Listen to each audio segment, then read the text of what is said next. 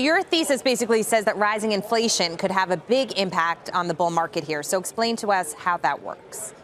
Sure. Well, I think the traders make a great point, and there's been so much change in the market with respect to soaring crude prices, with respect to plummeting unemployment, and with respect to maybe a change in inflation expectations. Look, this big change in interest rates needs to be digested by the market, no doubt. And the Fed is taking a change in its attitude as to how it will view and tolerate inflation. But look, there are some inconvenient truths that are emerging in this market right now, and it's going to cause investors to change how they position their portfolios going forward throughout the rest of the year. Those inconvenient truths include the fact that when you have this plummeting unemployment rate and you add in the biggest tax stimulus in 3 decades, it's ultimately going to lead to higher wages and potentially inflation. And that's something, as a small business owner, we're beginning to see that. We're beginning to see wage pressure emerging in the economy. Even though it didn't show up in the data in the last jobs report, that's lagging data. It will show up in the months ahead. It's the same issue with crude. It's going to begin to filter through the economy, show up as an inflationary issue. Hey, it's great when energy stocks move up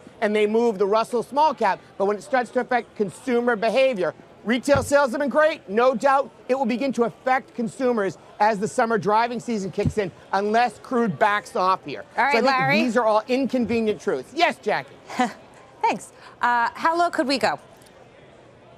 Well, I think we're in for this bout of volatility, and for investors, it's about repositioning portfolios, recognizing the new paradigm, recognizing the generational shift. So when you think about it, you want to position away from some of where the fund flows have been, some of those mega cap index names, some of the large cap growth, go into value names that historically benefit from a soaring dollar, from rising rates, from rising energy prices, but have ironically lagged in this market. That's where the market's been a surprise. Here you get a chance to buy an area that's lagged for the last 10 years, offers real value, and benefits from these market conditions.